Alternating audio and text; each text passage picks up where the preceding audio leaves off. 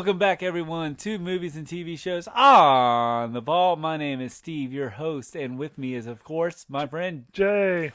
And today we are going to do a review that I really wanted to get to is talk about is Batman Beyond: Return of the Joker.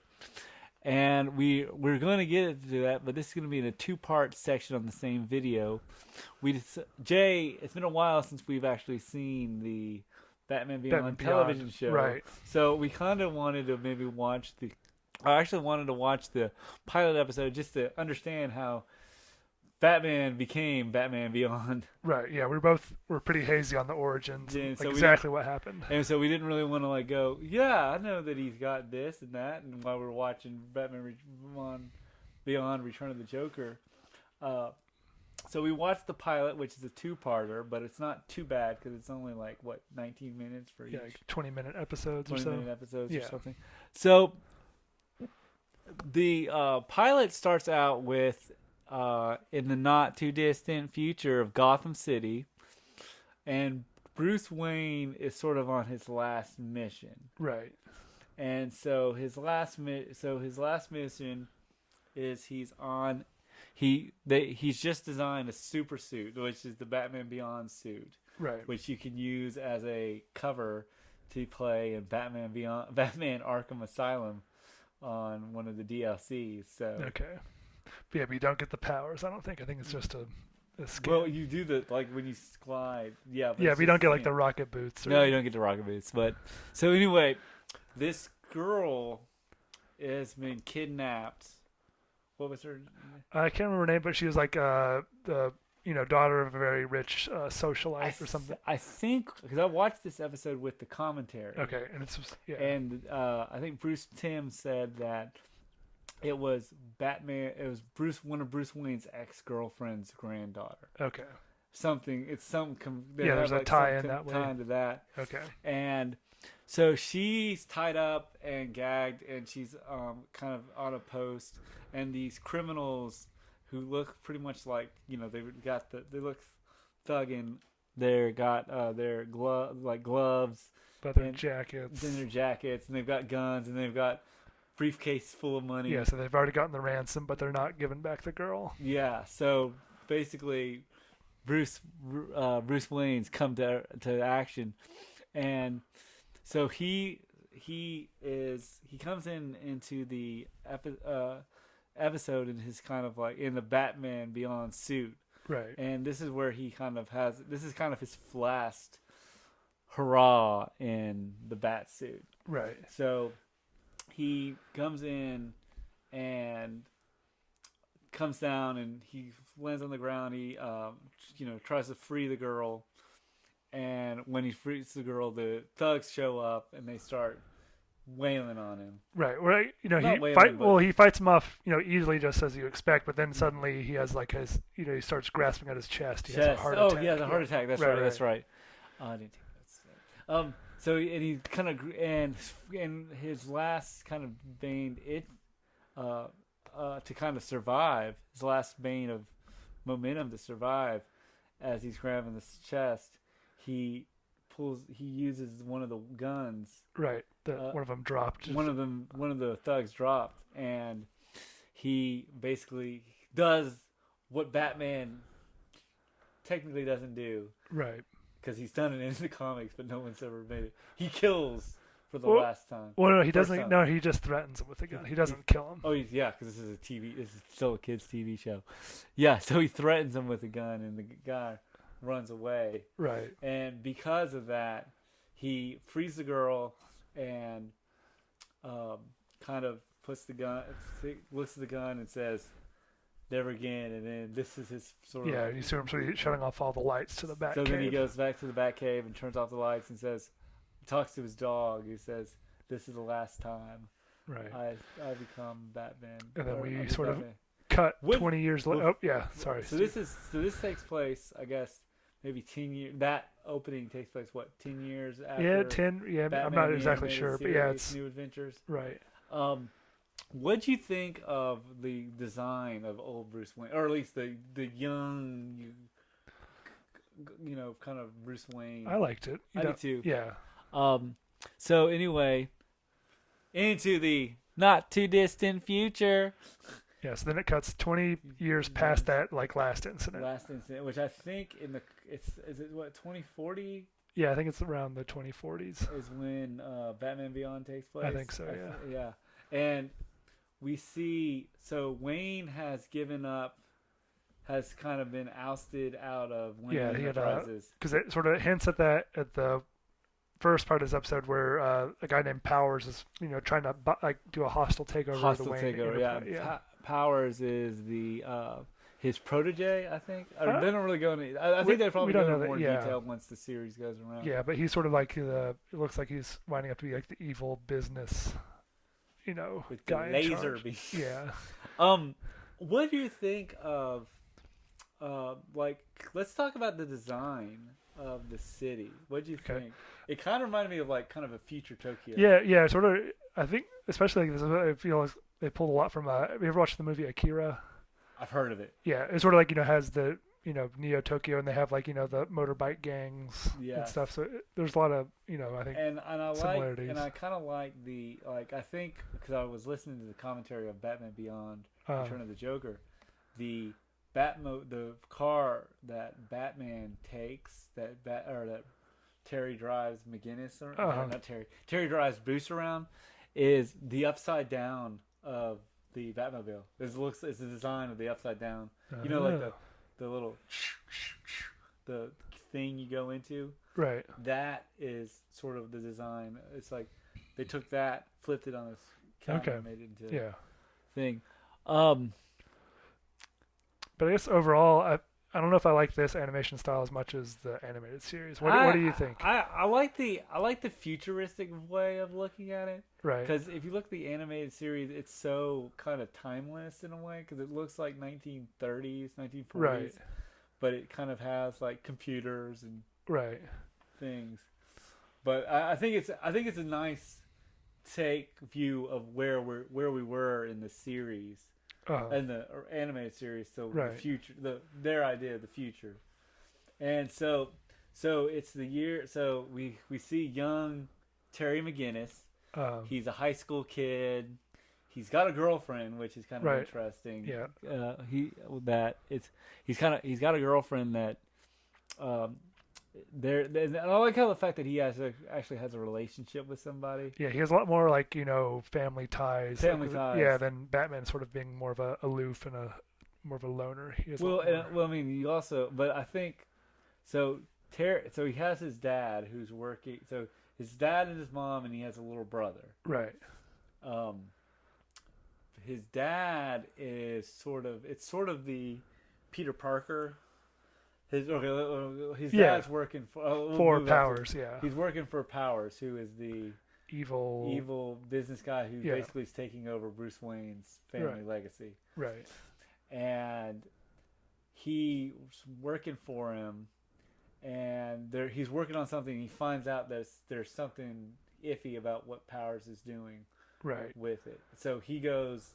So Terry McGinnis' dad warns them that something's bad's going to happen, and so they kill him to shut him up. Yes. So they kill. So Terry sort of goes out to have fun.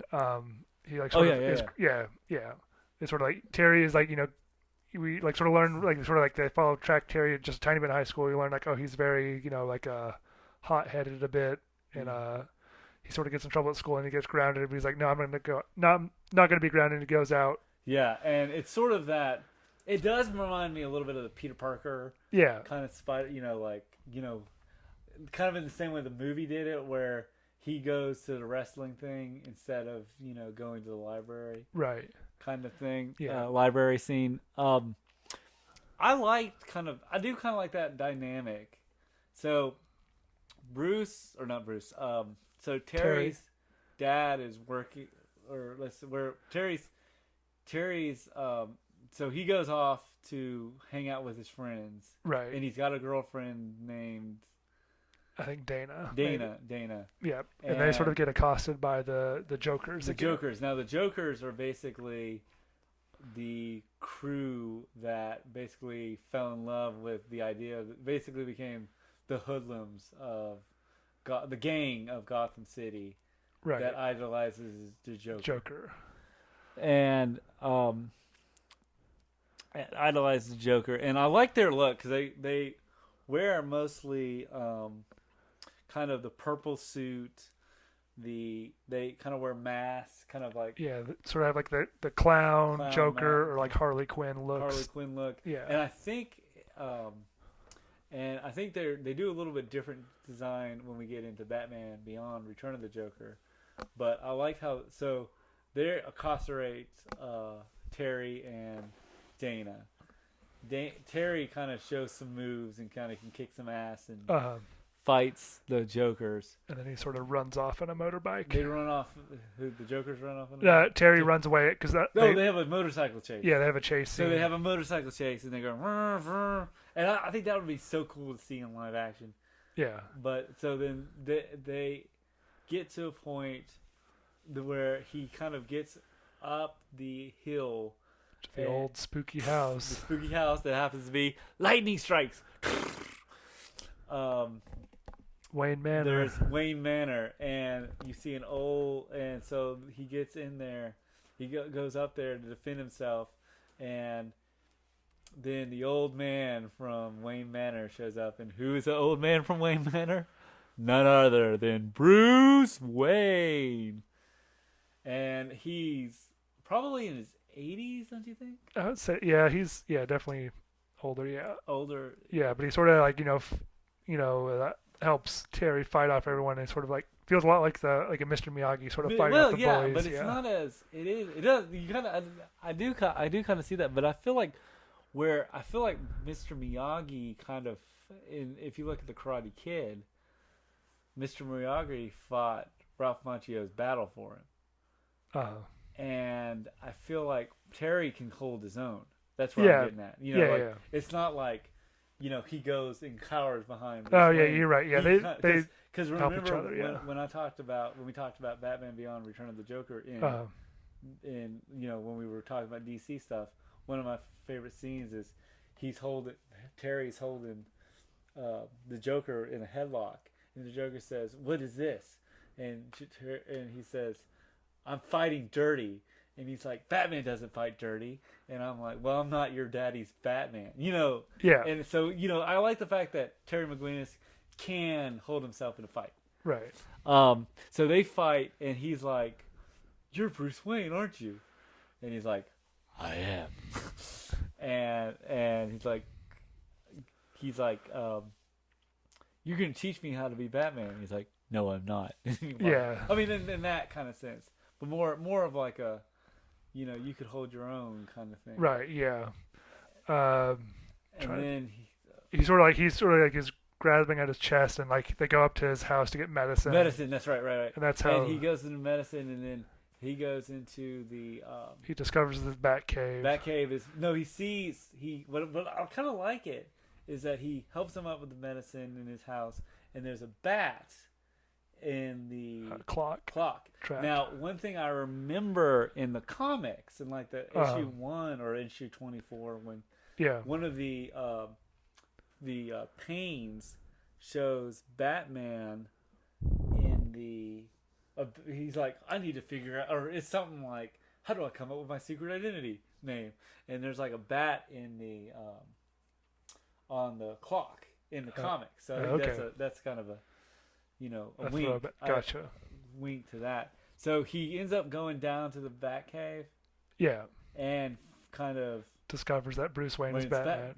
Wayne is Batman. Kind of in the same way as Chris O'Donnell did it in Robin, but not as like he did it more like accidentally because he falls down he does that like gymnastic thing and falls down okay. And he's like, intruder alert. He's like, "You're Batman." And it's like, "What are you doing down?" But I feel like he does it more genuinely, or like there's more of an arch to it. So he comes down and finds out that he's Batman. Right. And Bruce Wayne's like, "It's a long time ago. I don't, no one needs me as Batman." Kind of. Yeah, it's like, "Get out of here. Get out of here, kid." Yeah. And that's where Terry goes back to home and finds out his dad has been murdered. Killed. And so that kind of brings it to kind of the Uncle Ben kind of thing. And he kind of, and like, his mom was out. I don't know how.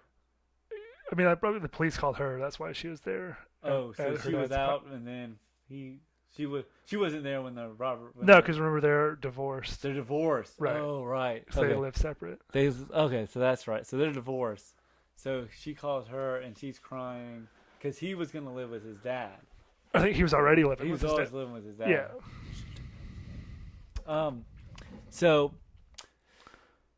So this basically gives Terry his sort of arch of why he wants revenge. Right. And so he goes back over to. Yeah. So I guess Terry's dad dies. So now we're on the sort of second part of the pilot. Terry's like carrying his stuff in from his dad's house to his mom's house. Yeah. And sort of drops a box and finds a secret disc. And so that's kind of the MacGuffin of the plot. Right. And so he looks to see what's going on on the disc and his computer, and he finds out that it's all connected to Powers Wayne Enterprise. And Wayne Enterprises, and there was some sort of hostile takeover that was was it hostile takeover? Yeah, Powers took over. Powers took over Wayne Enterprises. Right. And Terry takes the disc back to Bruce. Takes Bruce, and Bruce is kind of like, it's no longer my company. I don't know what to do. Go to the police. Go to the police. Call Barbara Gordon, who is Batgirl, becomes commissioner in this show. Right. So, and she's voiced by Angie Harmon in the Batman Beyond Return of the Joker. Anyway, so he's like, go to Commissioner Gordon. She'll be able to help you out. Right. And then in the pilot, or in the, so he's like, okay, I'll have to put the law, into my own hands. Yeah. So after he's gone to police, and then Power shows up and steals the disc from him. Right. Okay. Yeah. And that's when he sort of runs off and then comes back and steals the bat suit. And what you think of old man Bruce Wayne and Carl McGinnis? Terry's relationship, you can kind of see how is it different between him and maybe like Robin. Yeah, I'd say Terry's a lot more gung ho. Yeah, and not as skilled. They sort of find Terry. He's not as good as hiding and stuff as Batman. Yeah, well, yeah, and I like but I do like his character. I think he's street kid. He's smart.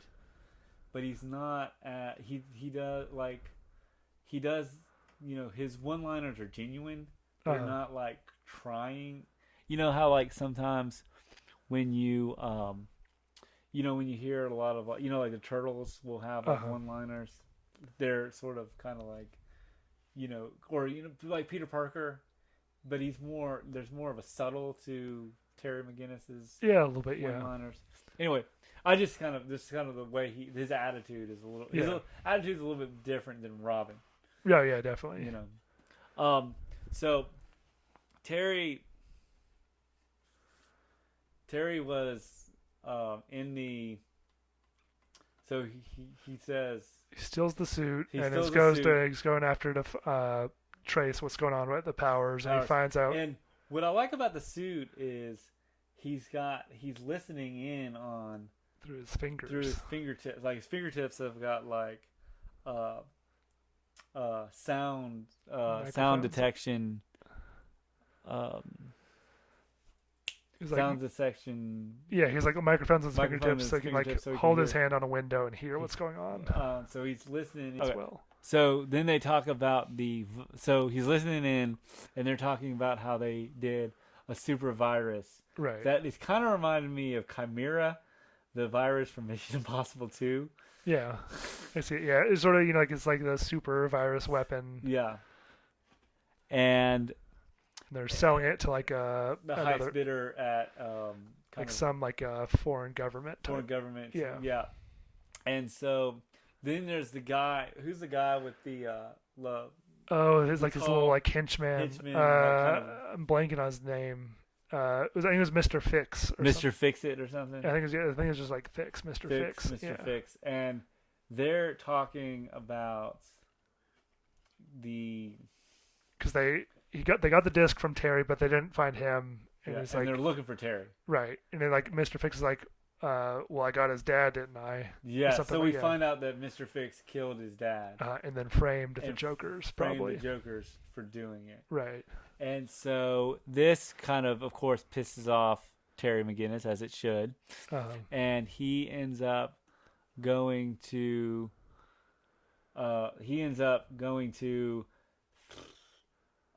back to Wayne Manor. Well, at this point, he already has the suit. Oh, he has the suit. But he gets sort of, he gets detected, so he has to run off, and he sort of fights the guards for a while, and that's when Bruce sort of starts talking to him. Oh yeah, okay. He's like, because he's fighting him, and he's like, I don't know what to do, and it's like, Terry, I'm in your head. Give me my suit back. Give me my suit back.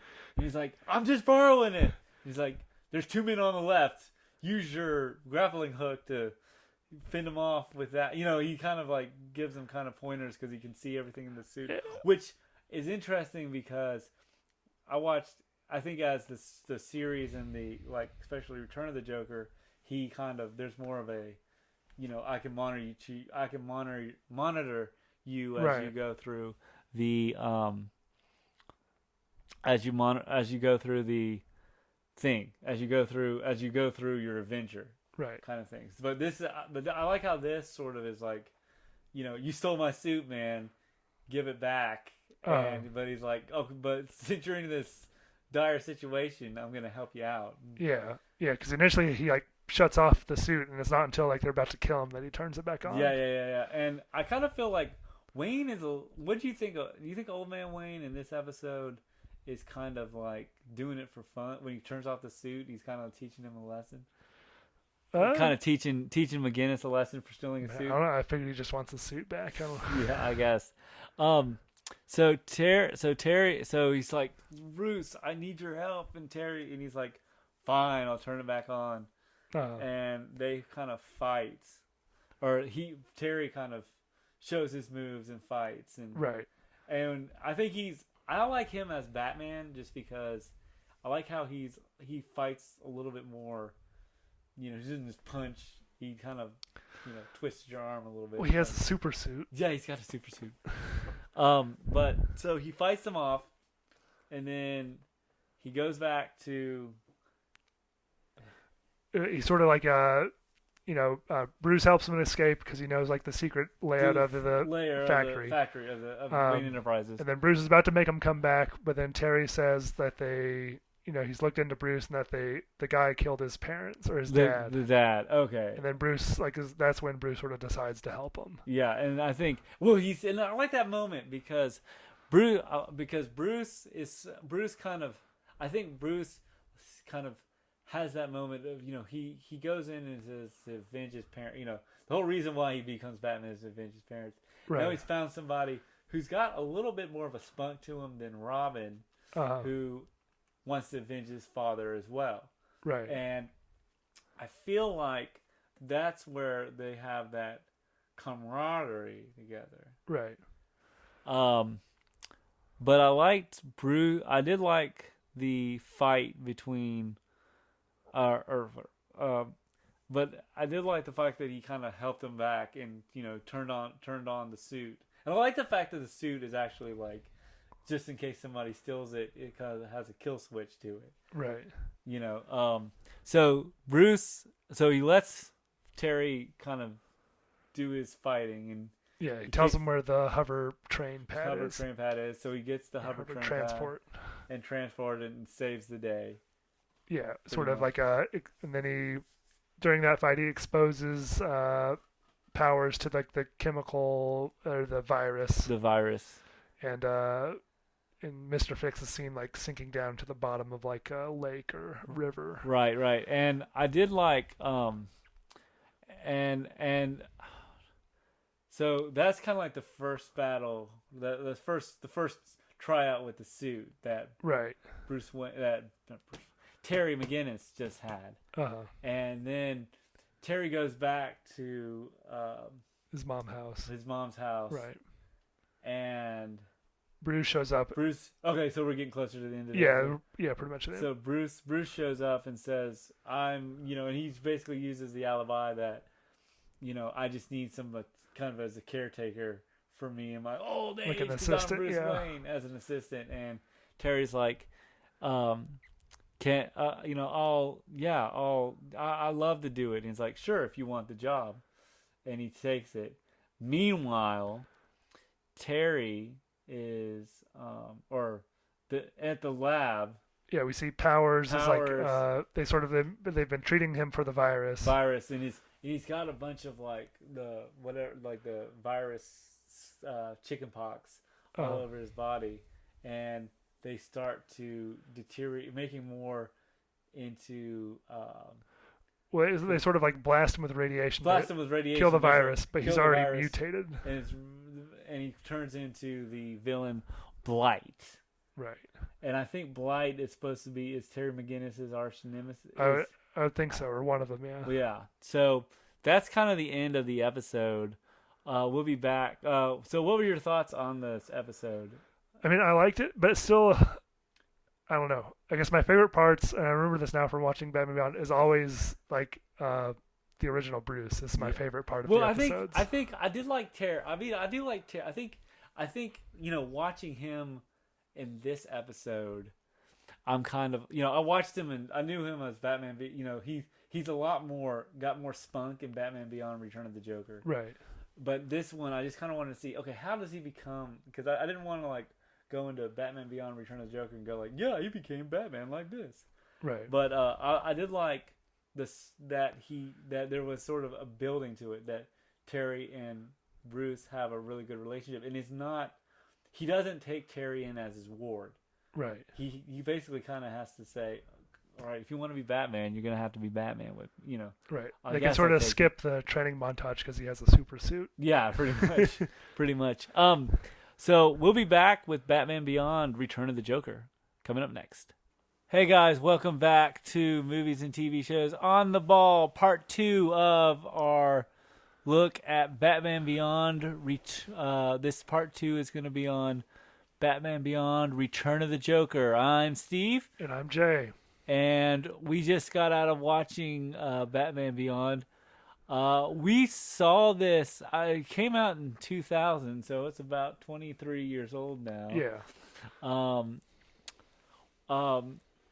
So Jay, what was your initial thoughts when you saw it the first time? I think I remember seeing it. I guess it did a show on Cartoon Network growing up. I think it did. Yeah, I think I must have when I saw it there. I was remember like that or Kids, because I don't think they had enough time to do it on Kids WB. Yeah, I just remember being surprised about how dark it was as a kid. It's really dark. I mean, and I watched this one with the director's commentary, commentary, and it was kind of fascinating what they were how they kind of talked about, when we get into it, there's going to be a scene where I'll get into it, but the director said, "What's the worst thing the Joker can do to Batman?" Right, and he talks about Batman, doing what he does, and we'll get into that.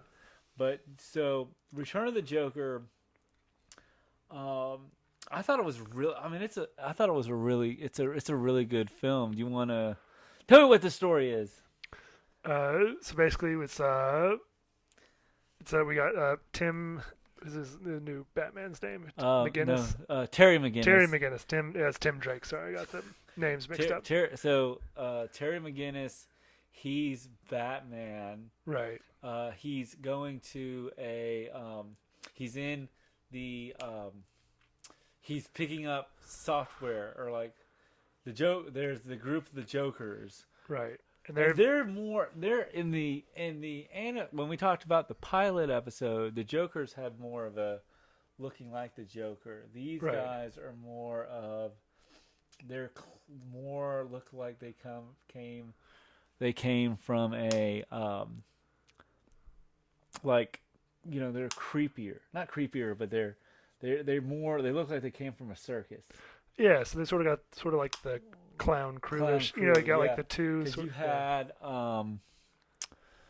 you had the guy that looks kind of like the Scarecrow a little right. bit. He's sort of And the odd one out. He's the odd one out, and he's voiced by Michael Rosenbaum, who played not Christopher Walken. not Christopher Walken, but Michael Rosenbaum, who played Lex Luthor in Smallville, Okay. and he was also the voice of the Flash. Gotcha. And and then you had Bonk, I think was one of their names. And Bonk is sort of, he's the one that has the kind of the heavy set looking guy that's got kind of the clown mask on. And then there's the twins, the Dee twins, and they're voiced by Melissa Joan Hart. Okay. Which is from Sabrina the Teenage Witch. Gotcha. Then you have the hyena. Then you had the hyena wolf, and I think his name is Wolf. Like Wolfie or Wolf. Wolfie, yeah, Wolf. And so, and then you had, I think, then you had Bonk. I think that was all the minions. The minions, because there was a big one that is sort of like he's not and so they're stealing a microchip. Yeah, they're stealing all this like super industrial scientific equipment stuff. And then Batman shows up, and no, it's not it's not Bruce Wayne, it's Terry McGinnis. Right. And he is basically, he shows up and says, hey kids, it's a school night, and you shouldn't be out so late. He puns, and ends up fighting the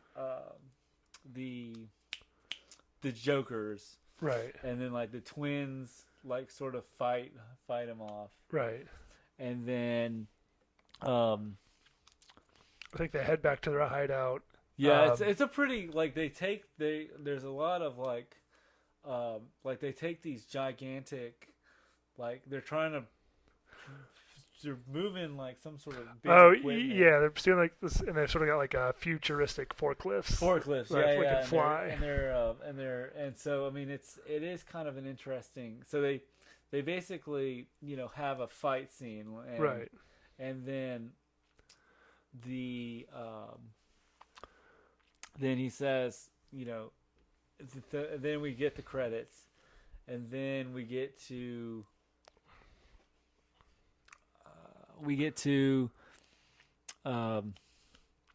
do we go straight to the Jokers and the laugh, or do we follow Terry McGinnis? I think we cut to the back of the hideout where they're sort of debriefing, and then sort of we see the first reveal. Okay, so they're at the Chucko, the Laugh Factory, or the I can't remember exactly what hideout was. It was but like the clown. Right, it's sort of like the generic Joker hideout. Yeah, and so they're like, we bought, and he's like, they said, and they bring out the chip, and he says, we brought the chip, or we've got the hardware. It's like a hard drive for it, and he says, is that good enough? And then you see you see a white hand, and he looks at it and says, this is not even great enough, this is terrible. And then this is not, and then he kind of throws it down, and then Bonk, who's the big one, says, "Why do we have to take orders from this guy?" And it kind of reminded me a little bit like the Dark Knight, right? Kind of in the bank robbery scene, right? Where he's like, who? I bet you were telling me to kill the kill the guy, and he says, "No, I killed the bus driver." Right. That kind of, but he says, we did all this work for you, and what do we have to show for it? And then he says, I want out. And then the Joker says, well, if you insist. I can't do Mark Hamill, but right. And he pulls out a gun. And he's like, yo, look, I'm joking. I'm okay. And then he's like, well, and he clicks the button. And it's a bang flag. Bang flag. And then he's like going, and then he's like, oh, I think this is stuck. And it shoots him and knocks Bonk on the table and dead. With the flag sticking out of his chest. And what do you think of that? Do you think they took, as an animated movie, more kind of more. Does this feel more risky? I mean, it's A little bit, yeah, Blu-ray. because It's this is the PG-13, PG-13 right? rated. So they actually like kill people. Yeah, they actually kill people and they don't come back. Right. So I kind of liked what they did with and so he's like going and I like how when he does it, the way it's shot is you can really see the red, kind of the green hair, Right. and the red eye, like just the red eyes, Uh, and and I like how they, I think if you kind of turned it on and didn't know you were watching Batman Beyond: Return of the Joker, it's a good reveal. What do you think of right. the reveal? Oh, I liked it. Yeah. It was- Want to go more into detail? So I guess it's sort of. Well, I guess knowing the title of the movie is not unexpected, but I think just to have his reveal come in, right. I think it shows sort of like, we get to see him. I like the fact that in this film we see him up in the first like 8 minutes of the Right. 10 minutes of the film. Joe, so he he waves the gun, and it says "bang" on it, Right. and then he says, "Oh, it's stuck," and it knocks him out and hits him right in the heart, Yeah. and he dies, and he's like, and it's the reveal of the Joker, and his look is a lot older. Like he looks like he's been around. He's a bit older, and he's got sort of like a shiny suit on. Shiny suit, yeah, Yeah, well, his hair's looks more a lot like more slicked back. Slicked back. It Right. kind of has that not a Hannibal Lecter look, kind of in the Silence of the Lambs. Yeah, I guess I remember first time I thought, oh, maybe he's a robot because he looks sort of like shiny and futuristic. Yeah. And he's like, a lot has changed since your Uncle Jay has been in Gotham, but now I'm great. I'm spry. So he basically, kind of says, are you with me or not? And all the other people like we're with you, right. girls. And then Dee Dee says, we're with you. And I don't think any of these Jokers are in the... Because remember when we watched the pilot, the Right. Jokers are more... look purple and white face. And these Jokers are basically just for the movie. Right. And the Joker in... And let's kind of go through... Because you have Bonk, who gets killed first. Right. He's like sort of the big muscle guy. And kind of white skinned and kind of looks like he's kind of in overalls and stuff. And then you had the Dee Dee, who Right. are sort of like Harley Quinns. Yeah, two Harley Quinns, like twins, yeah. Twins, and they're voiced by Melissa Joan Hart, which I thought was kind of interesting. And then you had who was the Scarecrow looking? I don't know. I don't know if they ever actually say his name. But just Ghoul is what he's listed as. And I think Ghoul is voiced by Michael Rosenbaum, who is Lex Luthor in Smallville. But Ghoul kind of has and he kind of has that kind of voice of Christopher Walken, yeah. Count Bell. Right. And then you had Wolf, who was like half man, half a hyena. Right. And so he says, so we did talk about Bonk getting. Bonk was shot with the flag, Yeah, and that's shot. now they're all agreeing to follow the Joker. And then I like how he kind of says, things are, things have changed since I was in Gotham, but now I'm Fry. I'm spring. I'm ready to party, kind of thing. And I liked how he sort of is, kind of the way he's designed is a lot older, and I liked how and you can tell his voice, the Joker's voice is a little bit old, the way older. Mark Hamill did his voice made it just a tiny octave older. And so he's like, now I'm spry. I'm here. And are you with me, boys? And he kind of gets his crew together. Right. Then we get to, I guess what... so then they sort of, since the stuff they're trying to steal got destroyed that time, they're finding out another place to steal them, and they sort of target a place in Wayne Towers. Wayne Tower, right. And so, but then we kind of get back to what Terry McGinnis and Bruce Wayne's doing. Right. And for you guys who, so anyway, so Terry and Wayne get back, or Terry gets back from doing his thing, Right. or not doing his thing, is from like what the events that happened at the opening scene, and where they're originally trying to steal the whatever that piece of equipment, and Yeah. I think now there's so Bruce is back, sort of taking over as CEO of the company. So there's a guy named not Powers. Is it Powers? And this one, they don't mention him. Like they mention him some, but not a whole lot. It's Prince. Yeah. Prince or Price. Price sounds right, but I'm not sure. Price is so we're with Jordan Price is just taking over as CEO of Wayne Enterprise, and he's saying like we hope that Bruce Wayne will come back to us. He's trying to really make for the public to kind of see that Bruce Wayne is going to be doing us a favor. Yeah, I guess or he's like come back. He's coming back to lead the company. And kind of, but he sort of is a little bit more. I think there's something about you can kind of tell that there's something about him that's right. A little bit, something that you really can't trust. He has a ponytail and he's really rich. Yeah, just like our friend Terry Silver from Karate Kid. Right.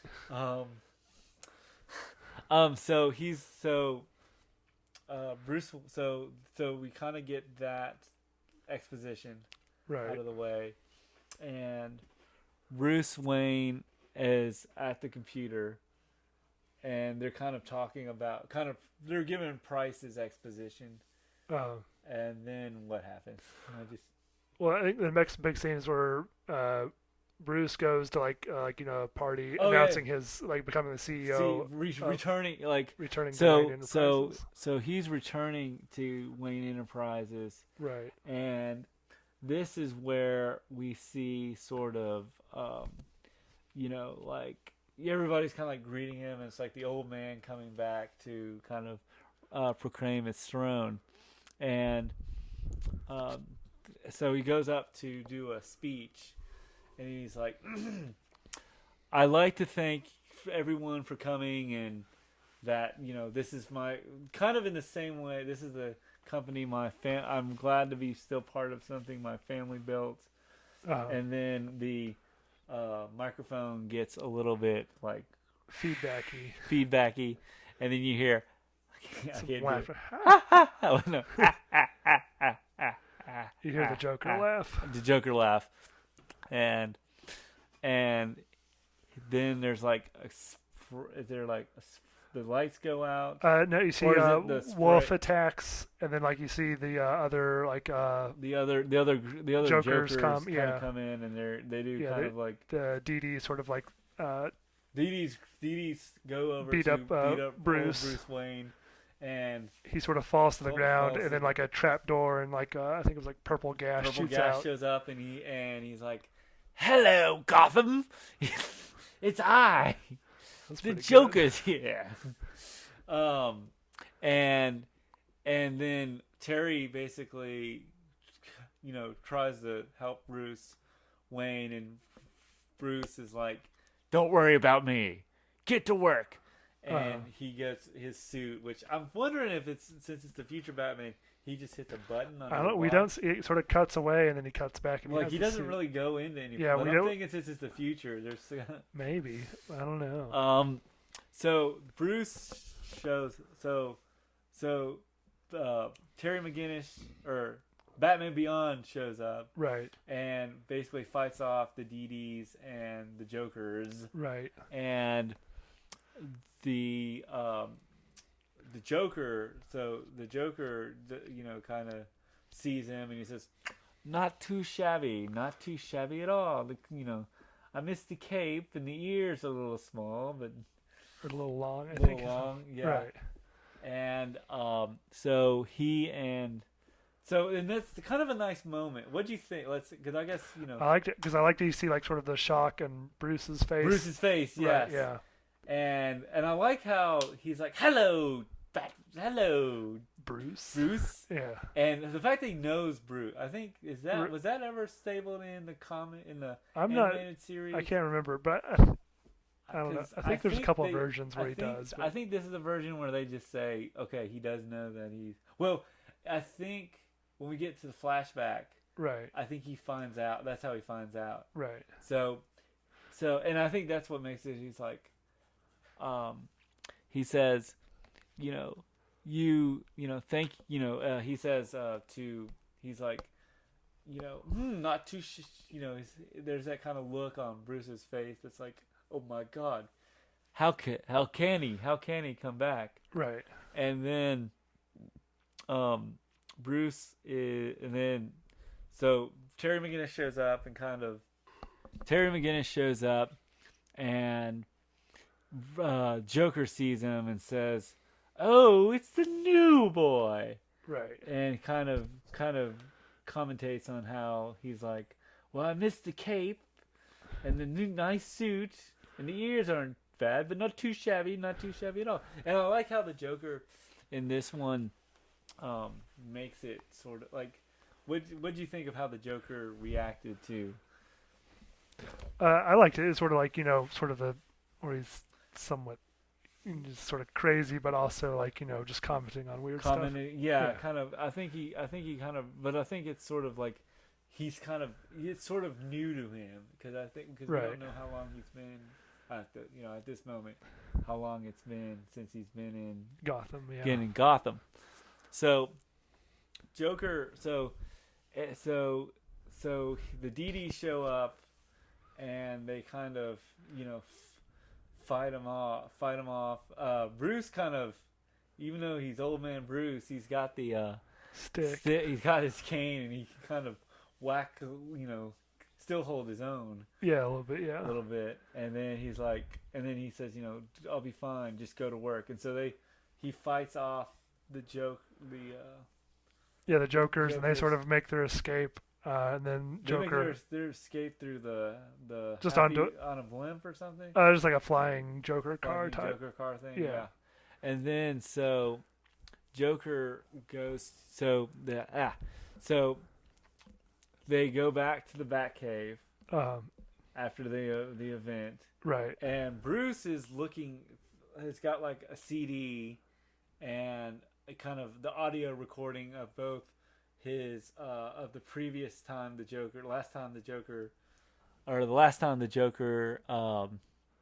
says kind of had their last meeting, and then he voiced compatible to see if it's the same Joker and it's identical match. Right. And Terry comes in and says, "You told me about your old Batman friends or old Enemies. enemies, but what about this one?" And he's like, "Leave it alone, Terry. He was a psychopath, a murderer, Right. And I think what makes this movie because I think the Joker is such a part of Batman's identity that Right. seeing when we get into it later on, but like I like how he's like, "You told me about all your other foes. Why is this one so important?" And he's like, "This is a psychopath." Because when he shows up, it's almost like that look of, "How can it be that Right. Joker's still alive?" But and so they kind of talk about how Joker, and it works where they talk about the Joker getting kind of coming back to life, and Right. everything. And so And then I can't remember if it's in the scene, but I know Terry also goes to talk with Barbara. so Barbara Gordon, and I think in the show she's Commissioner Gordon too. Like Barbara Gordon's still Oh, in the show. in Yeah. the show, and because In the remember movie. she showed up in the Oh, that's right. Yeah, pilot? she was in the pilot. Yeah. Yeah, but I think she's not voiced. She's voiced by somebody. She's voiced by Angie Harmon. Okay. She's not voiced by the same actress. Gotcha. That's the reason why I was thinking.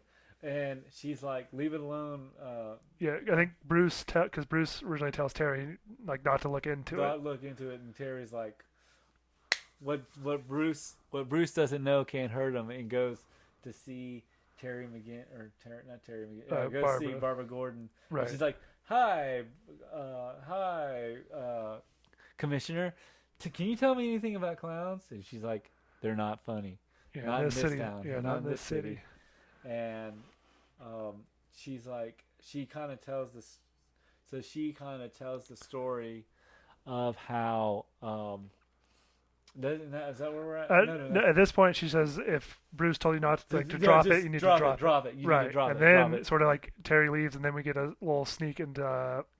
Sort of also has a little flash into a guy like being shocked at the TV, and it's Tim Drake coming into her office. No. It's because Tim Drake is watching television. Right. And he's turned on the TV, and it's the news and the events that happened at the the party. The party, and he's like, what is did this and he's apparently he's married, and he's like, what are you watching, honey? Oh, nothing, and so he's kind of in shock that how is the Joker back. Right. Yeah, but then he shows up at Barbara's office as Terry leaves. Oh, as Terry leaves. Okay. Yeah. Okay. When he says drop it. Okay. Yeah. Okay. So I think this is the point where Terry then goes back to Bruce at the Batcave.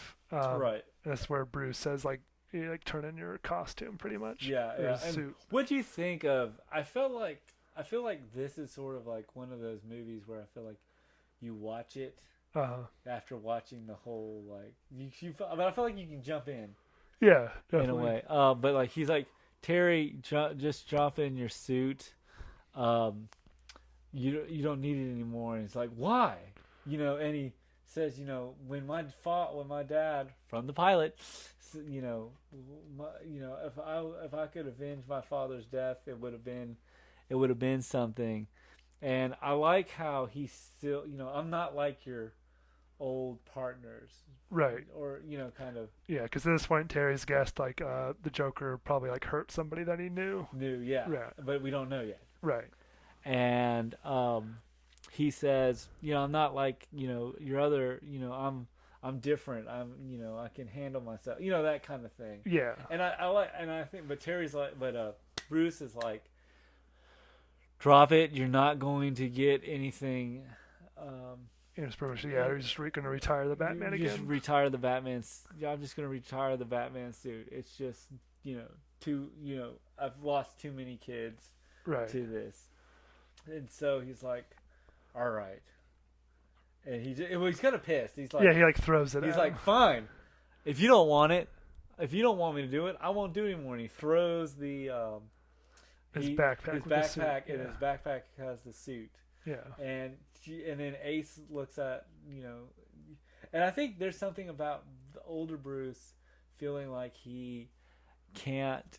There's something about him and kids. Yeah. Like he just can't handle children. Right, or them getting hurt under his watch. Yeah. So,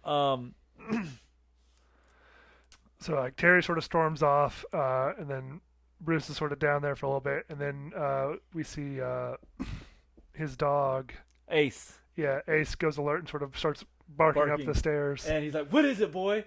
And because he's doing something with the chemicals, right? Yeah, he's making a Joker anti-toxin stuff. Yeah. And then you hear the dog sort of whimper and go quiet, and you're like, "Oh no, did the Joker kill the dog?" Joker killed the dog, and then he drops some down. He drops some looks like a bead, like a grenade. Grenade down the steps, and then Joker gas, and they cough, and I like how he kind of already knows that Batman, right, that Joker kind of knows Batman's lair already, and it kind of reminded me when I was watching it with you. if you remember in Batman Forever, they got it. The Joker, the Riddler, and Two-Face got into The Batcave. the Batcave. So it kind of reminded me, kind of was a nice homage to that. Right. So Bruce, so he throws the toxic comes out, or the special gas comes out, and Bruce starts coughing, and then the Joker shows up, and he kind of throws him into the seat and says, "Hi, Brucey," and he starts. I'm trying to remember how exactly he does it. He throws him in the seat and says, "Hi, Brucey," and he starts kind of laughing at him. Right, I can't remember exactly either, Yeah, but sort of the gist is like the Joker gets to him and then sort of smashes stuff before he can get to his antitoxin. Right, is smashing the fight. And then Terry shows up. He leaves because we don't really see him doing that. Well, we see him sort of kind of mess up the Batcave. Yeah, it sort of cuts away from Bruce. Then it goes over to Terry. Like he's like back home.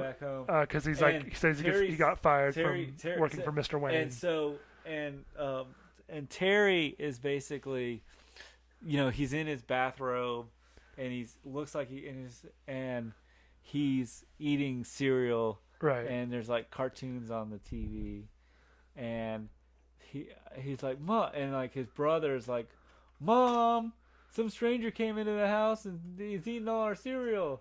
And she's like, "Oh, that's just your brother," And he's like, "I'm not going to be working for Mr. Wayne anymore." Right. And he says, because we've gone our separate ways. And then Terry basically says, to his mom that, that you're, I'll be around the house a lot more.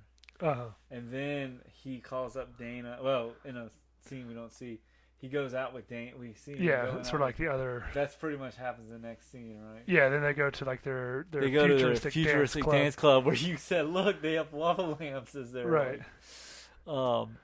What'd you think of the dance club of the future? I thought the music was kind of, but it was just like flashing lights and lava lamps. Boom, boom, boom, boom.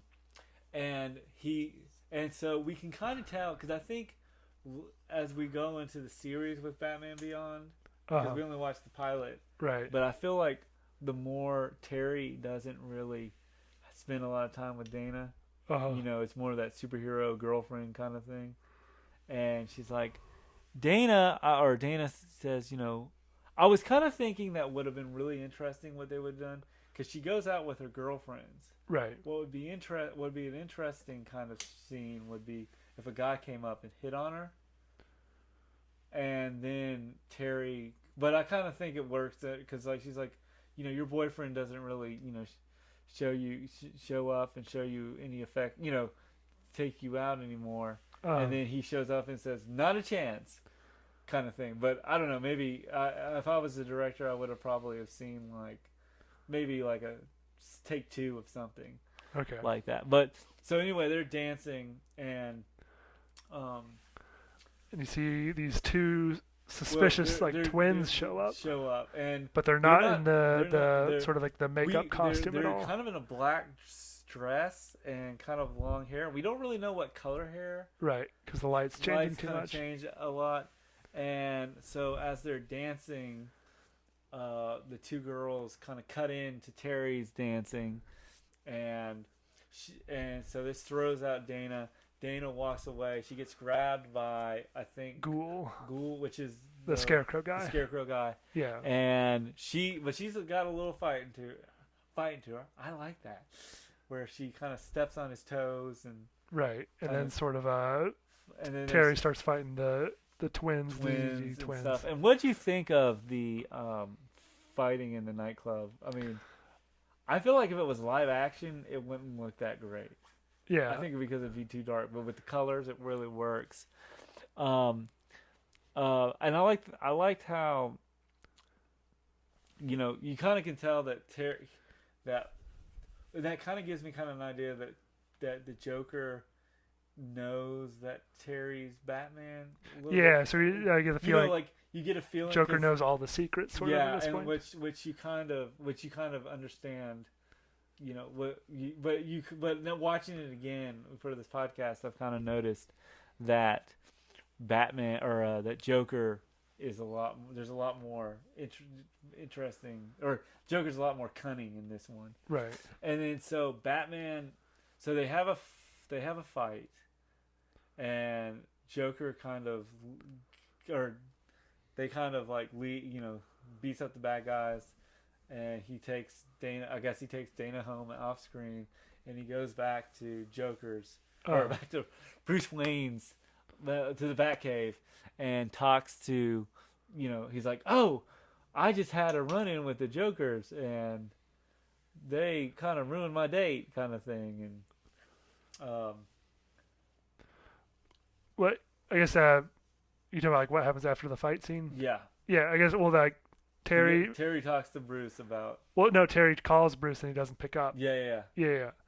And so it goes back to the house and like the gates open and the house is smashed. And the house is smashed, and like the clock is broken because It's like thrown off. It's thrown off thing. Now in the comics, I think we talked about this in the on the episode in the pilot. Yeah. Yeah. Okay. Anyway, never mind. So he walks down and you can see like ha ha ha ha ha is sprayed on the wall On the back and computer. the back computer, and it's kind of like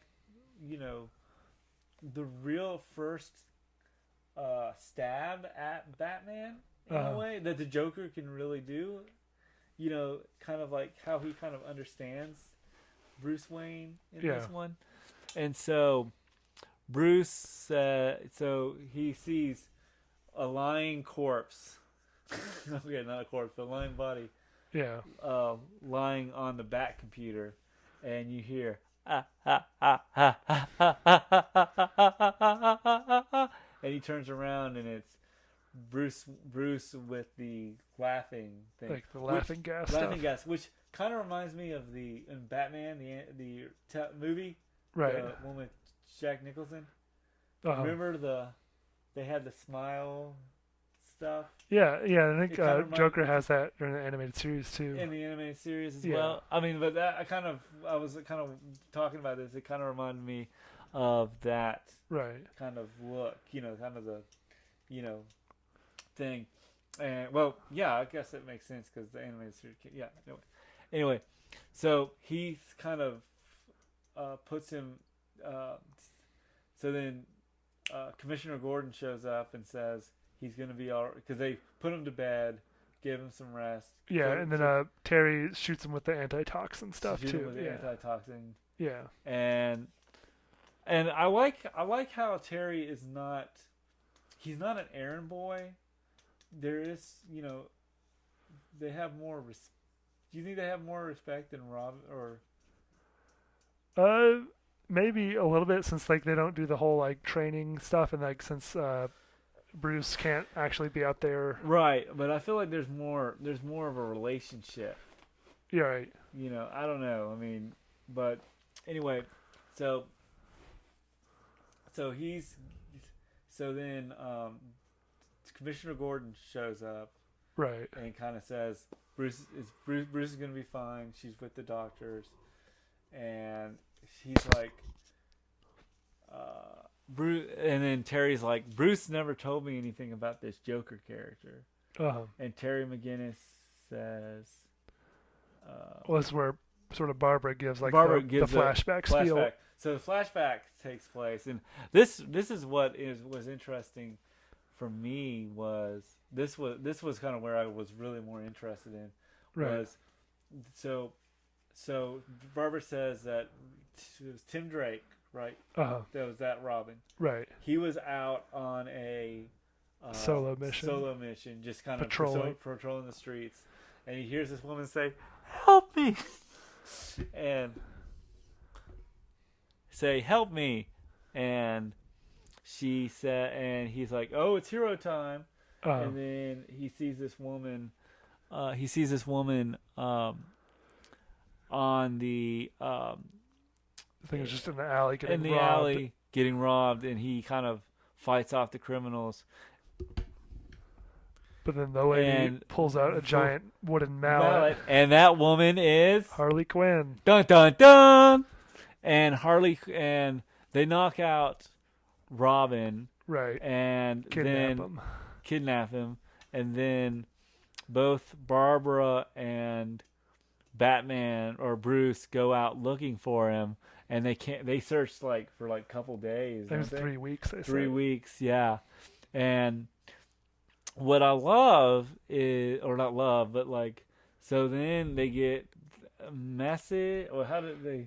They get a message in the form of like a Jack in the Box. Jack in the Box that says, "We have Robin come to," or not. It doesn't say that. It just sort of it pops out with a dummy with sort of like a Robin outfit, Yeah. and it has a explodes, and it has a straight jacket on it. Yeah, it's kind of eerie for like a kids television. It's Right. kind of eerie for kids television, but this is where I feel like it's getting better, or not Right. better, but like the movie kind of picks up, because I like so they go to the Old Arkham Asylum. Old Arkham Asylum. That's right, been right. abandoned. It's been abandoned in this series. So I think this takes place after the new adventures of Batman and Robin. Not Okay. Batman because there's like Batman the Animated Series, then the new adventures of Batman and Gotcha. Robin. And this takes place like right after that. Right. And so they go to this Laughing Clown area, and as they're going to the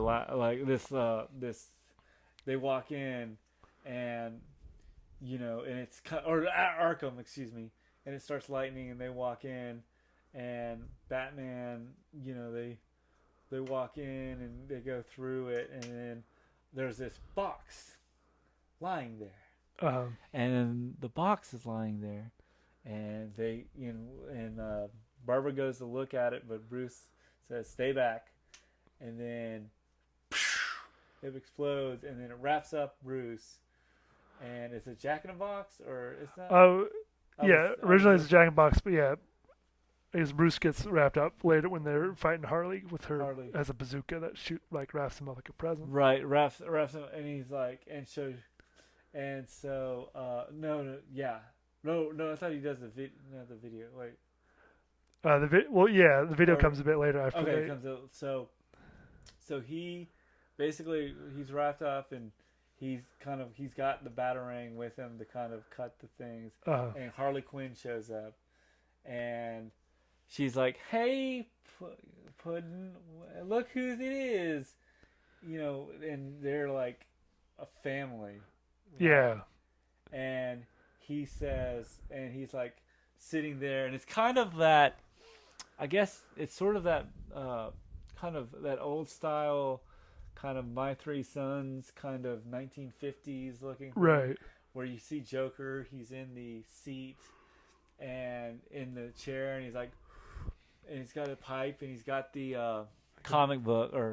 newspaper, and he's like, "Hi, oh look, Puddin', it's our favorite neighbor, Batman," and he, how about they like, and he's like, and he's kind of, and Bruce Wayne or Batman's like, "I've got no time for games, Joker. Where's Robin? Robin? We don't have a Robin. We have I think they call him Little J. Little J.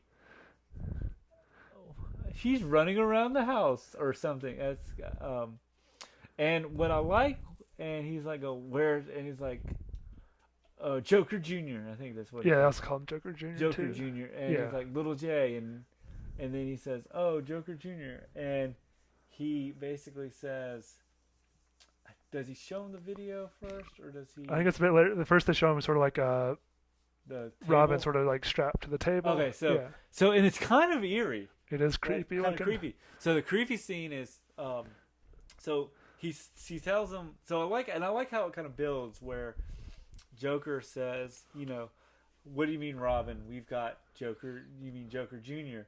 And then he says, "Come, I want you to meet him," kind of, in a way. Right. And so there's this table, and as the table kind of comes in, the light, you see kind of this Mini me. mini Joker, and it's kind of because he's got his eyes like this, and it's kind of got that fake smile, Right. and it's kind of like, and I was listening to the director's commentary on this movie, Right. and the director said, "What is the worst thing Joker can do to Batman?" And he says, "Making a mini Joker Out of Robin. And I think that was kind of, I mean, that's a big blow to Batman. Right. I think that was, and he says, and then he grabs him, and he's, like by the scruff and says, "I'm gonna break you into," and he's like, "Oh, Batman, if you were gonna do that, you'd do that a long time ago, Right. And I kind of like that. I mean, what was your thoughts on it? I liked it. I agree. It was creepy seeing the Robin as Joker Jr. Yeah, he's sort of very off-putting And look to him. I kind of like that Joker was. I like how Joker is so. I mean, and it is kind of. You're kind of right. I mean, I am right. I'm always right. No, I mean, I kind of think it is that sort of like, what is the worst thing the Joker can do to Right. Batman? Because he's like, I don't want to kill you, like he says in The Dark Knight. I don't want to kill you. You complete me. Right. And I kind of think that Joker was. They're not Joker. Doing that is sort of like, the worst thing that Joker can do to Batman, and so he says. So they have, they basically says, "I'll break you if you do that a long time ago." Then Joker basically, like he said, "Come on, Joe." And then Harley Quinn's like, "Come on, Joker Jr., go get Mommy's bazooka." Right. You want to kind of go more into that, or? Yeah, they sort of have like a split off where Batman's chasing the Joker and Barbara's chasing Harley Quinn. And I kind of like, and I don't know if you've in the animated series. Does Batgirl and Harley Quinn have a big? I guess I'm not. I can't remember I don't know that in the too comics much. they do, but I could kind of tell that this one they basically do it. Do have a common villain, or not villain, but a common like rivalry. Right. I kind of liked that Joker or I liked how she, like Barbara and Harley Quinn are walking, chasing each other, and then, honey, go get Mommy's bazooka, and just kind of that, still playing that idea of that 1950s loving family kind of thing. Right. And then they have a chase, and then meanwhile Bruce is walking through the Laugh Factory. I guess was it the It's Arkham Asylum. Asylum. Yeah, and Arkham then Joker Asylum. turns on a projector. And Joker turns on a projector. And this is the most creepiest thing I think in the whole entire film. So I'm going to set it up for you guys. Batman, Bruce Wayne, he comes in to a dark theater, and it lights and the camera flashes, and then the Joker says, "What's the matter, Batman?" Sounds like a New Yorker. "What's the matter, Batman? No witty comeback? No threat? Then I'll provide the narration." The scene flicks to the left to the worlds of our home movies. And that's the creepiest thing. Like it says our home movies. And it says, "I'll begin with how I peeled back the layers of the boy's mind. Oh, he bravely tried to fight it. At first, you would have been proud to see him so strong." And I like his complexion of the Joker's voice. It's a lot menacing. Right. More than, I mean, in the flashback, but all too soon the shocks and the serums took their toll, and the boy began to share such secrets with me, secrets that are mine alone to know. Bruce, it's true, Batsy. I know everything, and kind of like the kid who peeked at his Christmas presents a little too early. I must admit, it's sadly anticlimactic. Behind the stern, I mean, and the way he does it is just Right. it says behind the stern, stern and batarangs. You're just a little boy in a playsuit crying for mommy and daddy. And then I like how he said, it'd be funny if it wasn't pathetic. Oh, what the hell? I'll laugh anyway. You know, and Right. I think that, I mean, what would your thoughts? I mean, like, I know it's your, you know, you probably think it's creepy, but I think that's like the biggest blow to, Right. Yeah. to Batman that the Joker can do. Take Batman's, take Batman's nemesis, not nemesis, take Batman's character or Batman's protege Right. and turn him into the Joker's protege. Right. And so then he's like, after he does all that, he says, oh God, what is it? He says, you know, so he fights Batman a little bit more, and he grabs him by the scruff, and Batman's bleeding, and he says, here, do Daddy a favor, and do Daddy a favor and finish the job, honey. And you see Bruce, like, you know, bloody, and it's like, Tim, don't. And I mean, he's kind of creepy. His eyes are like wide, and you want to. He's smiling, and then you see him start smiling. crying. No, he's like. I can't do it, but he's like, and he pulls out the gun.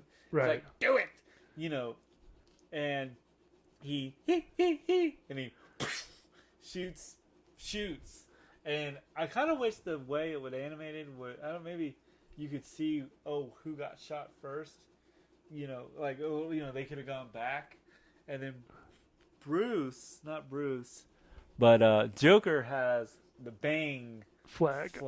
in his stomach. Like, that's not funny. That's not funny, and dies. Right. And that's the end of the Joker. So what would your? I just wanted to get your, because like I love that scene, because I think No, yeah, it was like I think it's one of the. I think it really darkened this movie. This is where I feel like it turned to kind of like, oh, it's just a kids film, you know. And I think a lot of Batman lore, or like the animated stuff, became kids stuff, or like started out as kids stuff, but they really took this stuff seriously. If you ever, guys who listen to this, want to check out a guy that does for 31 days in May, looks at the animated series, Batman the Animated Series, I'll leave a link below. But I like that. I thought that was like, you know, and like that's what the director said is, what's the worst thing that Joker can do is make Joker Jr. into Batman. So he's like, and he dies. So we think. Right. And then, so McGinnis, so she's like, then I like how she basically, so she's told the story of how, and it's like, yeah, it took him a while, but Tim came through. He's married now. He's got a couple kids, and he works as a satellite Like an engineer, they say. engineer. Yeah. And he's like, where can I? And he doesn't really tell him where I can find him, but it's just like, you know, where he's located somewhere. And then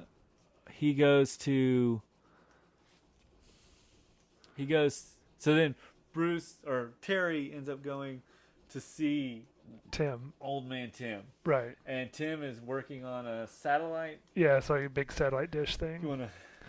Yeah, and then Terry's trying to like talk to Tim, and like Tim's like, I gave up that life long ago. That's it's like superheroes and stuff. That's not for me. And there's something about, because we see Tim watch the news. right. A guy watched the news that happened to be Tim, and he's watching. Because I mean, I do have to say, being turned into the Joker's protege can probably mess you up for a couple of years, don't you think? I think so. Yeah. Yeah. So anyway, the protege. So Tim's like, I don't play superhero stuff, and I like how he kind of like, uh, he's kind of like that. He's kind of like, I know, I can see you.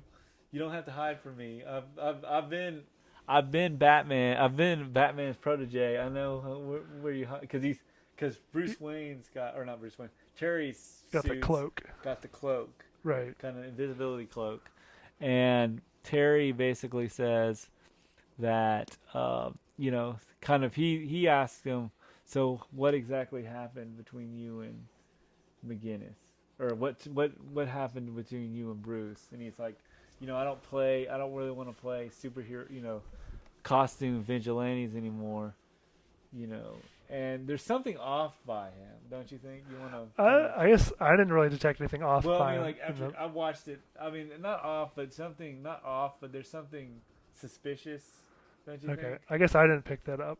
Um, When what was your thoughts on Tim Drake, the old Tim Drake? I don't know. I guess he seemed fine. I guess I didn't have a super strong opinion. He seemed a lot like, at this point, he seems just sort of more just like a normal guy, just wanting to get along with his life, sort of. Yeah, and like I kind of think that I like how he's just sort of like, so Bruce, he kind of knows, and like, so Bruce has got a new protege, and Right. I kind of like how Tim is pretty much, there is that scene where the old man he's kind of shocked that the Joker's back, Right. and so and I think that kind of will bring it around when we get to the ending. Right. And then sort of Terry goes off. He's looking for like suspects. He goes off and looks to talk to Jordan Price. So Jordan Price, who is actually I think voiced by Mark Hamill, Right. is the CEO of Wayne Enterprise that took over the company, which I think this happens in the movie and not in the show, because there's not like a Jordan Price. No. Yeah. This is just. I think this is just the movie, and he's like, he's like, I am going. He's not on the boat yet. I think that's where Terry finds him on the boat. Terry finds him on the boat. Yeah.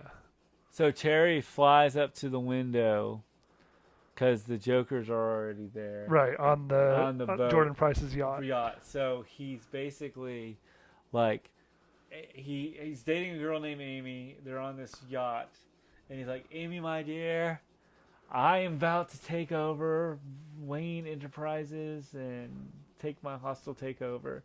And as he's saying that, he sees you see a leg, and it's kind of in a red boot. Right. And they turn on the light, and he's like, "Who are you?" And they're the Dee-Dees. Right. And he's like, "Hi, sugar," and it's like, "We're the Dee-Dees. Where's Amy?" And Amy's like tied up on a staff Back on shore. On a shore as the boat sails off, and then Bonk and Ghoul are like, we're here to talk to you about the Joker wants to talk to you or something. Not the Joker wants to, but he's like, we're wanting to make screw up your plans a little bit.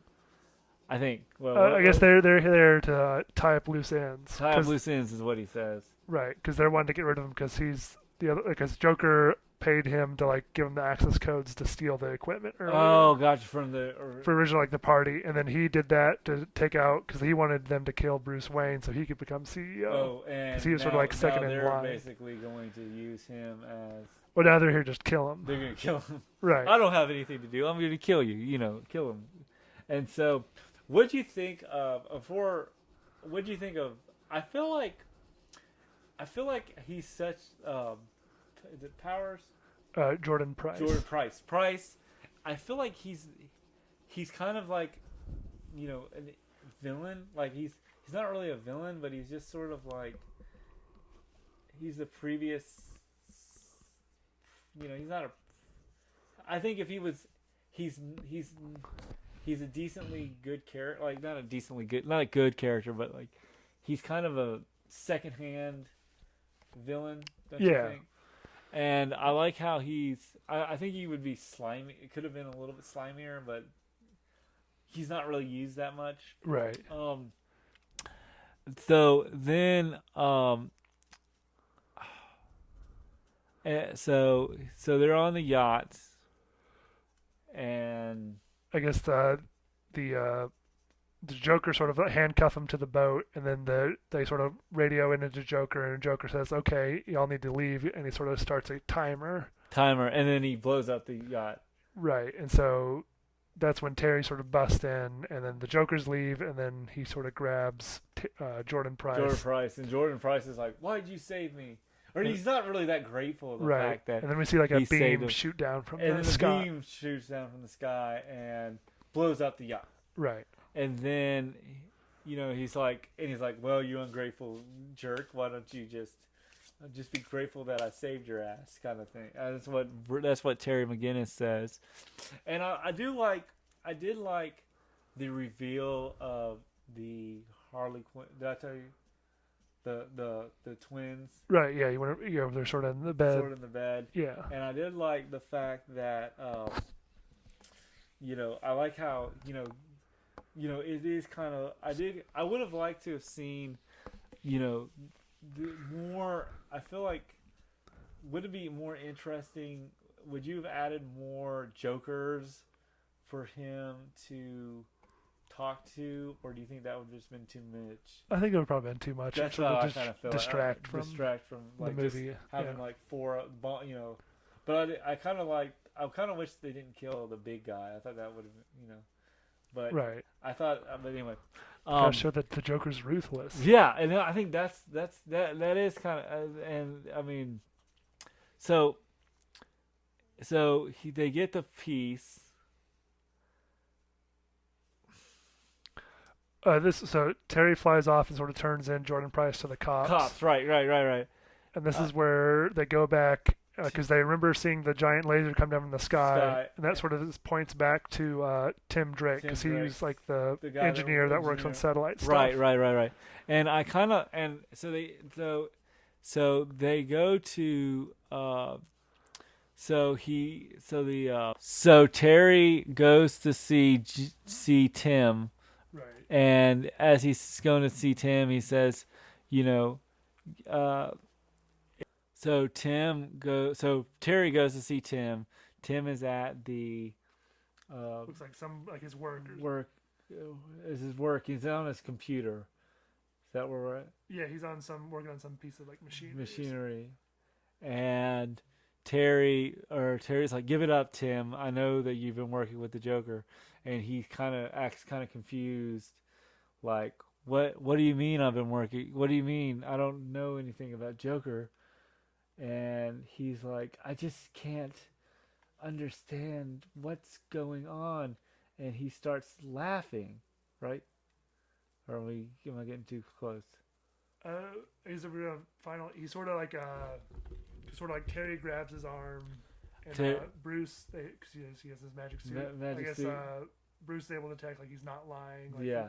Like Okay. So he's there's no points to the Joker, and I like that moment because I like how how Tim is sort of you kind of can tell, you can really, it's kind of a real shocker moment because Tim starts to laugh. I think he starts to laugh after he sort of walks away a bit, and then he throws to disable his suit. The device to disable his suit, and it's kind of a mad scientist moment because he's like, ha ha ha ha ha ha ha ha, and he slowly turns into from Tim Drake to the Joker. Right. What'd you think? I thought that was a big, nice, cool reveal. I think it's a pretty cool reveal too. I liked how how Tim sort of like, and it's just kind of shocking that Tim, turns out to, and then he turns into the Joker, and he says, I can't wait to get out of that body. You see,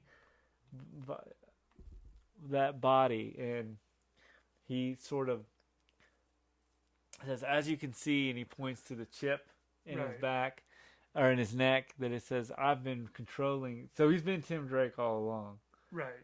and he's like, says, and he kind of expositions his plan about how he wants to use the laser beam, the tractor beam, and attack. Or he talks about how he got to become Tim Drake. Right. He had implanted something in Tim's DNA or something. Yeah, when he abducted him, he did like a surgery. Surgery to make and he then kind of and then what I love is he says, "But now that I'm free, I'm back. I'm my old Joker self. I'm going to kill or use the tractor beam, the laser beam, and I'm going to hit 3 different places: Bruce Wayne's manor, Wayne Manor, McGinnis's house, right, and then the smiley face is like where his girlfriend's living. I think. The hospital. The hospital. Right. That's right, because his girlfriend got hurt. And he's like, "Oh, don't you?" And he starts monologuing about. And I like that. I mean, I don't like that moment, but I like how he, you can see he makes it into the smiley face, and he says, he says, like he makes it in a smiley face, and and he kind of says, "Don't you see it? It's my master plan," like his big comeback special, if you will.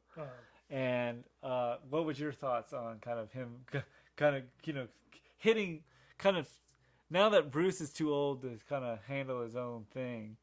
What do you think of Tim, or not Tim, but what do you think of? I think it was really cool, like sort of morphing transition into like it was actually he was the Joker the whole time, sort of like a split personality. But I thought that was kind of cool. But I guess, and I also like how he goes after.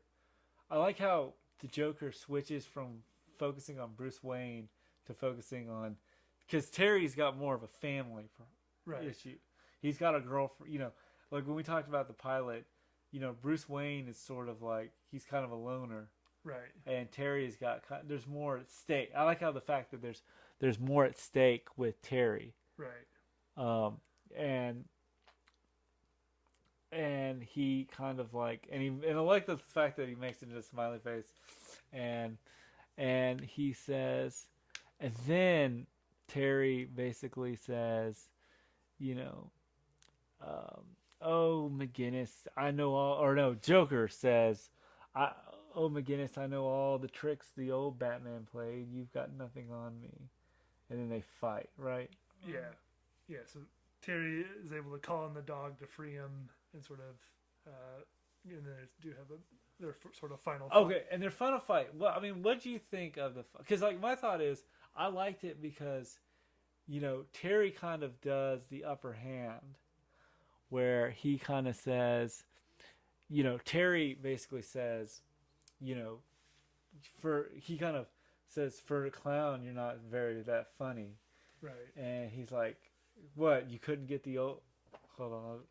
I mean, the quote was so great. It was, damn it, I just had it. It was, here, you talk about it for a second. Let me find it. Yeah. So like, Terry and Joker fight, and I guess Bruce is sort of like talking into Terry's ear, and it's like, "You need to watch out. He'll try to distract you by talking." And then he says, Terry's like, "I like to talk too." I like to talk too. And so I love the quote because he says, he says, "Oh, I'll distract him." And he says,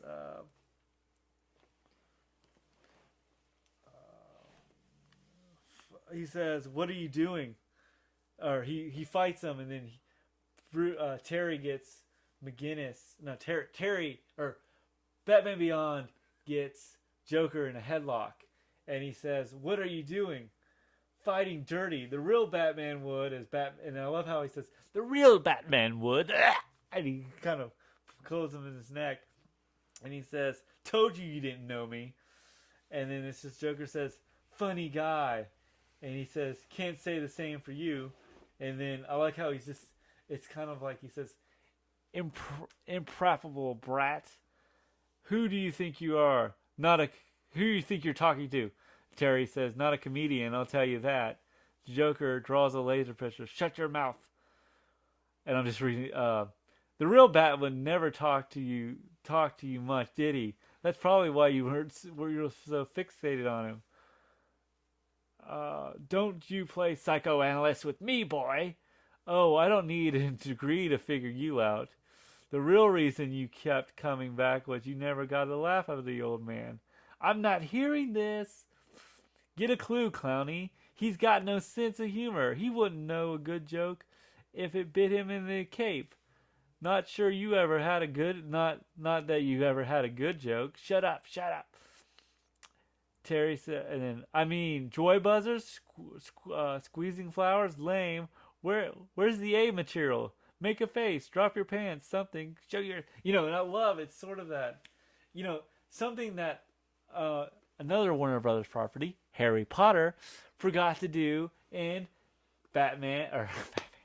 in Harry Potter and the Deathly Hallows Part 2. There was this whole, Harry and Voldemort had this whole fight. Do you remember the book? I just remember this vaguely because I saw the movie and I was wanting to walk out because I was like, this wasn't in the book. And he says, "I know everything about you, Riddle. I know everything, what you become. You're just, soft." But he says, "You make me laugh, but he says, you make me laugh, but only because I think you're kind of he just." What do you think? I thought he just sort of just gives the Joker. Yeah, sort of just and I think that's what and it's like, I'm not your daddy's Batman. Right. Is what Terry's kind of saying. When he says that fighting dirty thing, I'm not your daddy's Batman, kind of thing. So they fight. He puts him. He kind of says, and then throws a grenade, knocking Terry out. Okay. Yeah, and then eventually Terry is able to grab the Joker's shock ring and fry the computer chip. And then he turns back into Tim Drake. Right. And then he's at the hospital. Tim Drake is, and he's like, and Tim's like, "Thank you for letting me being my normal Robin self."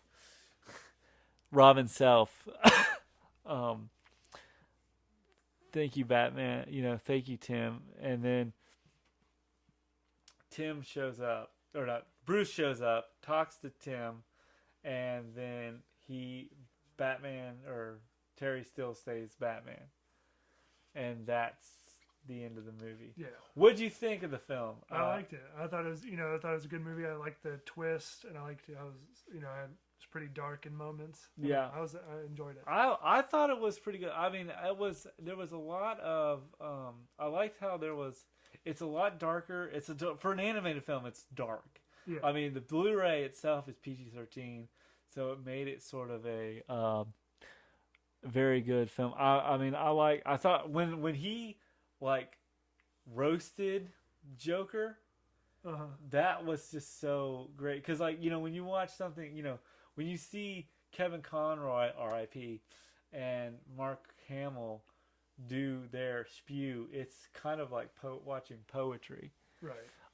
And I liked how Terry, because we watched the pilot, and Terry's,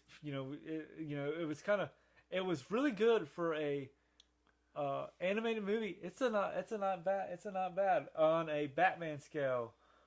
Which is this maybe I don't think it's Dark Knight, but for an animated movie, I'd probably put this with Batman: Mask of the Phantasm. Yeah. Somewhere around there. Right, yeah, the animation quality isn't as good as the Phantasm. No, I don't yeah, think as- so. yeah, that's- But I think I think that's Phantasm. the one thing in this movie, the But animation quality wasn't. But I also kind of feel like this was also direct to videos, and Phantasm was actually theatrical. Gotcha. So that does Yeah. kind of give you kind of a thing. But like story wise, this one is good. Good, and I thought the whole and like I like the fact that Mark Hamill, or I like the fact that there was like you could have really winged this movie, but they didn't, and I think part of it was this was PG-13, and I think that's what made it work. So on a scale from 1 to 10, what's your final grade?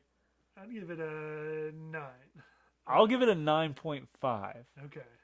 I think I kind of wish that there was a little bit more Joker, like more, maybe kind of more of kind of Terry's, Terry's sort of like how, I mean, yeah, a 9.5, maybe a 9. I don't think it's like 10 yet, but it's getting good. It's good. It's good. So, signing off, my name is Steve. And I'm Jay. What are we going to talk about next? What do you want to do next? We're going to have time to do a Christmas movie before. I think it's the 20th anniversary of Elf. Yeah, we can do Elf. Yep. All right, Elf. See you next time. Bye.